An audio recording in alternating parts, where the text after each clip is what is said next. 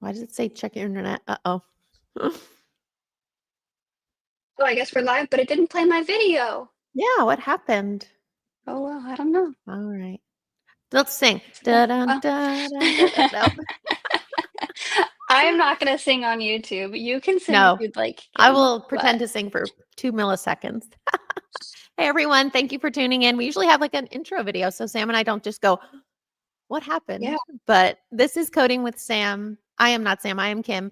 I am the coding guide person for Sam as she endeavors to test code recipes that exist on the Paid Memberships Pro site on her dev site with Paid Memberships Pro installed and configured so that you guys can watch, see how easy it can be to add a little code to your site, make a few tweaks, and not blow things up, do it safely. So we're just chipping away at all the code recipes on our site. So this one has a unique story. Sam, why are we doing the one today? What are we doing today?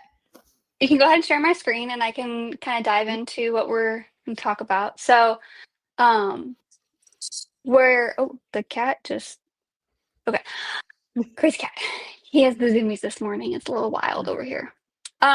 So in Paid Memberships Pro, you can have user fields to collect extra information about the member that's signing up for your site. The other thing that you can do in WordPress is have custom, what's called user taxonomy. And that's really just like a big word of saying this is the way you can organize your users. It's confusing. But the reason why I chose this one today is because on Tuesday, this past week, we had a community co-working hour, and one of our viewers that is pretty regular on YouTube, but also in the community, came on with us. Her name's Emily, and she brought a taxonomy issue to Kim and I during the co-working hour. And we actually had a real life coding with Sam in person, but it was only for one person. So I said, why not bring it to everybody? So her problem was a little bit more unique, but this is the kind of the starting point that Kim and I used and looked at for her site. There are 2 different code recipes in here. I'm going to try to get to them both. We'll see. I don't know, because it is a little bit heavier of customizing. Kind of like the last coding with Sam. We did a lot of coding in the last coding with Sam. Yeah, so okay. I have actually never created a user taxonomy. So I don't even know what I'm doing. And I Today's tried the not day. to look at the post. I not to. I do know that there at the very bottom of the post, there is information about populating the terms for your user taxonomy. And this is going to be very much like your post categories. That I do know. So kind of think of it as categories for your users rather than categories for your posts. It took me a long time to learn what a taxonomy was. Okay, so I have my Coding with Sam site, which apparently needs to be updated. I'm sorry, friends. Let me just see what this is real quick. Oh, Paid Memberships Pro. We should do that. I normally have this updated before we go live. Oh, group accounts needs updated too, but that's not active on this site. Okay, so in the users, see, this is where I'm confused, Kim, because it says users your taxonomy name, but But you're going after out of order because configuring you're this code, skipping. okay, Yeah, you skipped ahead. I skipped ahead. I thought you had to create the user taxonomy first in WordPress and then use the code, but that's not the case. So the code you'll look This at is why will, reading is important, friends. yes, please read. The code you'll use will create the taxonomy for you. And I'll just caveat right now, because you're going to be ambitious and try to do both. The fields don't have to be populated in the taxonomy. The code in user fields, when people assign a taxonomy to themselves, however your field allows them to do that, if it's a drop-down field, if it's a select field, like the drop-down, a radio field, a checkbox field, it will insert those terms for you automatically. So maybe Okay. this Yeah, I recipe needs did a see refresh because that is confusing. I did see somewhere that this one does add different. Where did I see it? There are different types of user fields that it adds as far as like, there's the drop down, there's type Mm-hmm. in, and then different selected. So, okay, I have the code copied. We're just gonna see what we can do. We're gonna go to our Snippets plugin, add new, and this will be user field to user taxonomy. This first recipe creates the user field for us. Mm-hmm. The next one is I have to create the user field and then I use the code to connect it. Yes. So for this one, we are adding field groups. I'm going to leave this one since it's creating the fields for me. So I'm going to leave this one as is because I do have user fields already created on this site. And so I can show you where to adjust the code for if you already have the user fields set up and then you want to do the taxonomy. But for this one, these are the areas that you would change it if you were to, the title, titles, industry, single plural. You would change all of these based on your fields.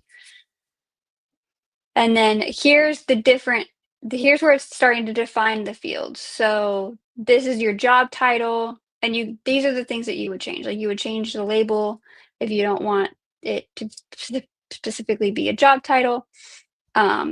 Your different options are here. Oh, that's going to be what you can select. And this adds 1, 2, 3, 4 different fields. Sensible Senko asks, so this is different from adding custom fields in the admin. Do you want to explain that, Sam, or do you want me to? I think I can explain it. So I yes, think you this can. is Yeah. different in a way of these fields would be like you're adding user fields in the admin, except via code. And then the difference is rather than it only storing in your user meta to then see them on your members list of your different panels, you're also going to see them under users as specific taxonomy, which is like a category for your users. So I'll show you more when I actually get the code live and we update my user fields. And I can at the end, I'll My explain co-panel fields. why, what's the value of doing this? Why does it matter? I can explain that at the end also. It's really more for people that are going to do more advanced queries later and want to look up members, not by a user meta search, but by a taxonomy search, which sometimes it can be a little bit of a faster search or a simpler search than the queries to pull users by user meta. Okay, so then this is where it's going to add the new taxonomy. So Yep. for this, I'm not touching anything. And then we have the fields added. And then it will also add the fields to the checkout page. Yep. So before So user fields existed as the settings screen, which you're all loving, it was all code based. So you used to have to do this to add user fields at all in Paid Memberships Pro. Now, what was that, version 2.9? We're approaching version 3.6, and now we have this. We've had this for a long time, the settings based option to build fields. Yes, I do love the setting based options. Yes. I do love that. Okay, so I have the code saved and activated. Again, this one I did not change. I kind of went over where you could change it for you, but I would almost guarantee that you already have user fields created on your site. So the next code recipe is probably going to be a little more beneficial for, I would say, everybody. Okay, so if I go to the front end of my site and I go to my account and I edit my profile, I should see these new fields. Yes, business information. Okay, so I will say that I am a teacher since I am teaching you guys. My industry is education. And I can also select more if I wanted to, I get, science, technology, why not? My team size is 11 to 50, and my annual revenue is none of your business. I'm just kidding. We'll say it's over $100,000. Okay, so that's been updated there. And then if I go back to that's something that your members would fill out. Your members would give you all of that information just as they would, like user fields and everything like that. The user fields, as those, you would see them if I go members. Actually, let me do this. Let me go edit member here. That way you can see the ones that I just updated. Yes. This is where we have that business information. So Sensible Senko, this is that custom field in the admin, your user fields, this is where they populate. Every group of every group of user fields is going to have its own panel on the edit member screen. What's different now is if I go to users, I have titles, industries, team, revenue. That's what the code created. And so if I we'll go just say titles, for example, it adds the individual category as they get selected. And then there is a count here. That way you would know how many are in there. However, it does not work. This is the WordPress limitation. It does not work to click that button to find out what users are in that category. But it is a good, quick way to say, say these were all populated, that a majority of your members are teachers, or a majority of those teachers are science teachers. So that is how this works. So now, what did Senko say? Oh, this looks like a really good way to match and pair data using WP Fusion with a CRM in a nice, easy way as well to match the CRM fields. Yep. So it's like, I think the user fields can be structured data. If you have a select field, a radio field, a checkbox, like you're going to know what people are choosing. And when you have that structured data in user meta, you can match it up to any CRM field. But if your CRM or like a WP Fusion also can look at user taxonomies, it just might be a cleaner lookup. Like if it was a multi-select field, the user meta field might be like teacher, comma, administrator, comma, and it might store it in like a string in a way that it might not be as clean to match up. But if WP Fusion can talk to your CRM and look at user taxonomy entries, then it's 1-to-1. So it's not going to be, it should match up more easily, I would say. Yeah. Okay, so for the second recipe that we have on this post, Kim actually added it this morning, and this extends the field that's already created to have that taxonomy. So I'm going to undo what I did. But I think I'm just going to delete this, or I'll turn this one off, because then that won't change anything. But we should still have if I delete it, will it undo those, or no? It will still have the data in the database, but it will not give you the admin screens to show it. So if you refreshed your screen right now, those 4 additional menu items under users would not be present anymore, I don't think. Yeah. No, they're not. Okay, so we can do that. That's fine. Now I will get the second recipe. And the other thing I'm going to do is I'm going to open membership settings in another tab. That way I can go to my user fields, because I know for a fact that I'm going to need this name right here. And it's perfect. It's already a select field, Sam. So that's kind of what we were demonstrating. Like you wouldn't want user taxonomies to link to a free text input, because you would have endless millions of user taxonomies created in that thing. You really want this only when you have a finite group of responses for a user field. Okay, so it's adding the taxonomy, and this is going to be the single and plural. So it will be, what is my user field? Experience with code. That's not even really a single or plural. It doesn't actually have to be plural. You can write experience, and that's fine. And I would lowercase it. This is like the nice name. It's almost the same as the name Did I spell field. experience right? Just misspell it both places wrong, and then you'll be fine. I copied and pasted it. So if it's misspelled, it's misspelled both. Okay, so we're adding our taxonomy of experience, and then we're matching the field name. So that is where I'm going to grab this name, not the label, but the name. And instead of member location, I'm going to paste in what is your experience with code as my field name. And then I'm changing this. Let me make sure that I'm copying experience because if I incorrectly spelled it, it needs to be incorrectly spelled in all those places. Okay, so what is your experience? Taxonomy experience, and then the save function to actually make sure that it goes to the taxonomy table.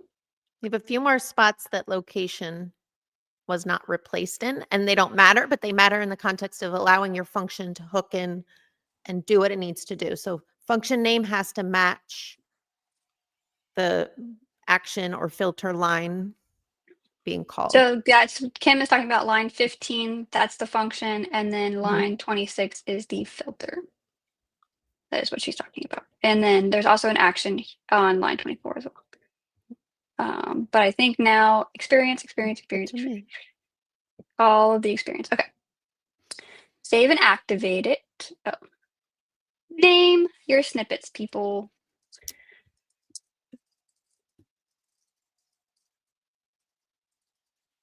There we go. Sounds good. Okay. It is saved and activated. So now I'm just going to check my profile. I think I have my experience set, but I don't know. My experience is I am competent.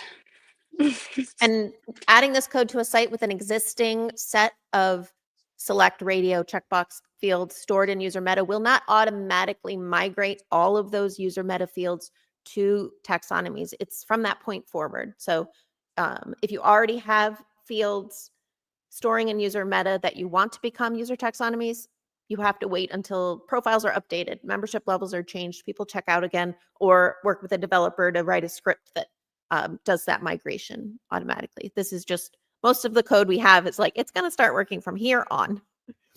Right. Not always, but often.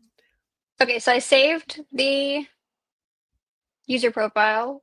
We already know that more information panel was on my edit member screen. So if I go to users, I now have experience, and I have one person who's competent in code. Ta-da. We talked before about how that count link does not go to the correct, what you would expect. You would expect, just like on your categories, you can. I mean, I can click it, but all the posts assigned to it. Yeah, it goes to the wrong place. This is a WordPress thing.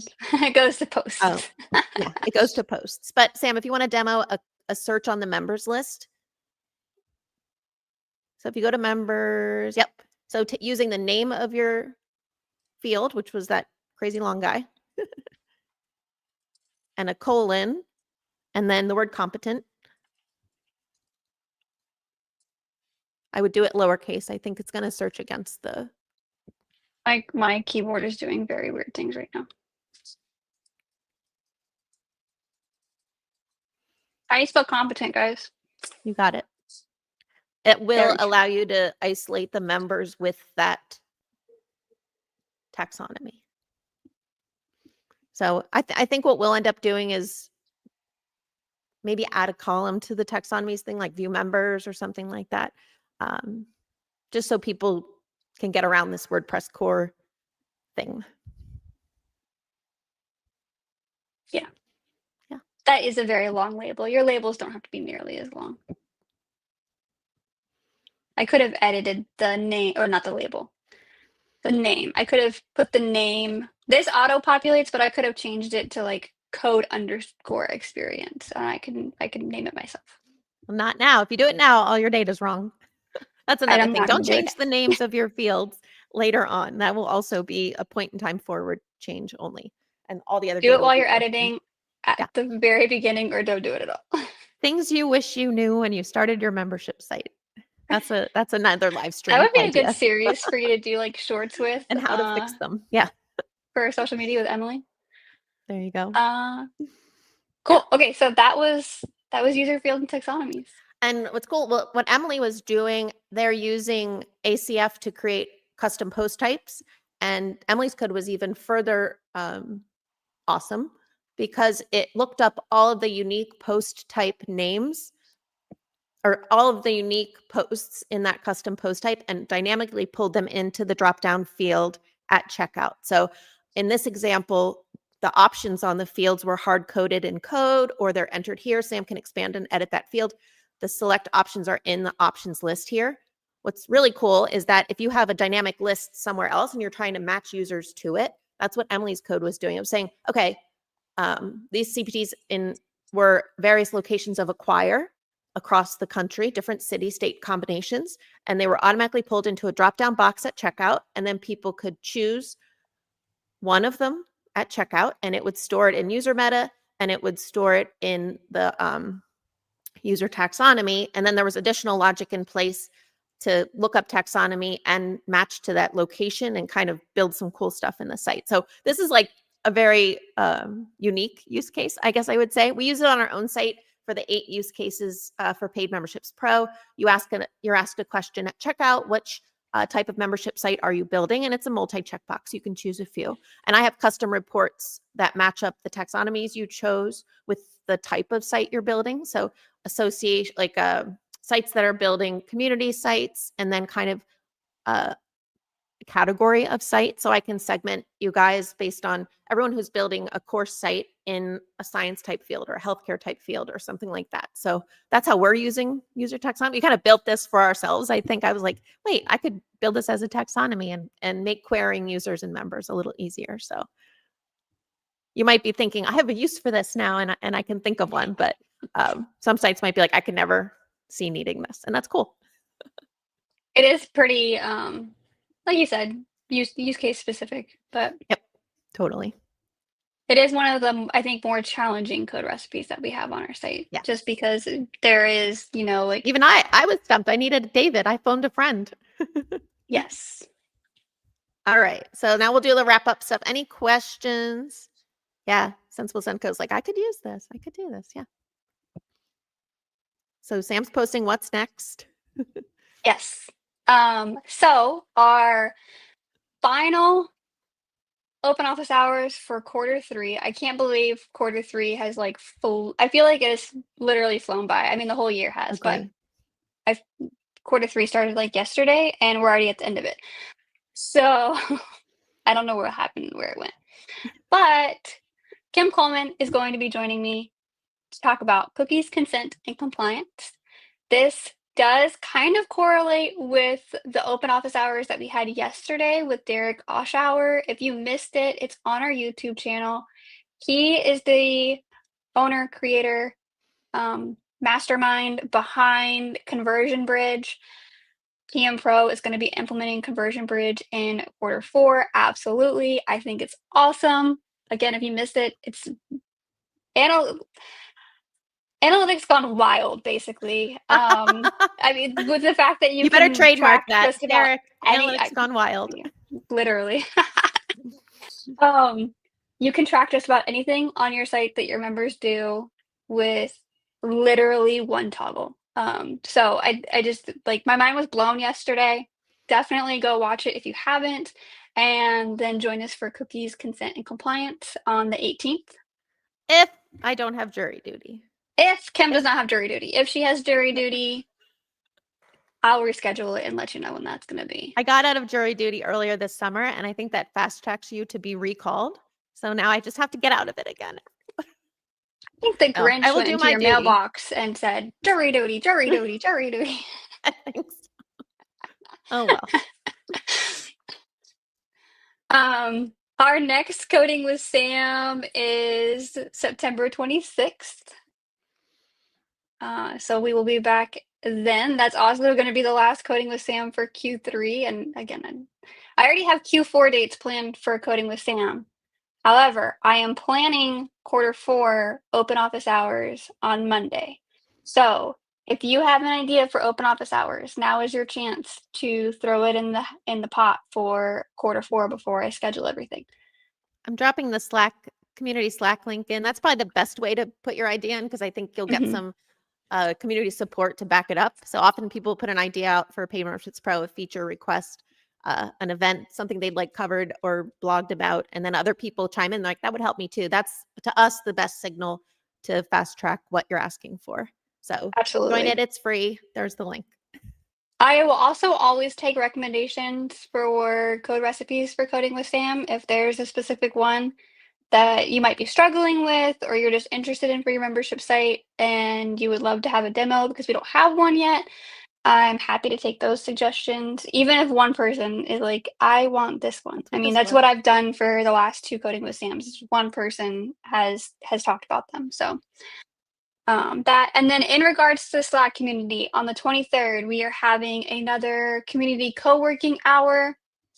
That is 1 hour at 10 a.m. Eastern, where Kim and I are available for you to come talk to us about your membership site. If there's nothing specific, then we will all just be working on our membership sites, because Paid Memberships Pro uses Paid Memberships Pro too. So we're constantly working on our membership site as well. But it's also a great place to meet your peers who are also working on membership sites and just get to know one another and whatnot. So Very cool. Nice. Well, thank you, everybody. I hope you all have a great weekend. We're going to end this stream now, and I'm going to show you a short video before we close.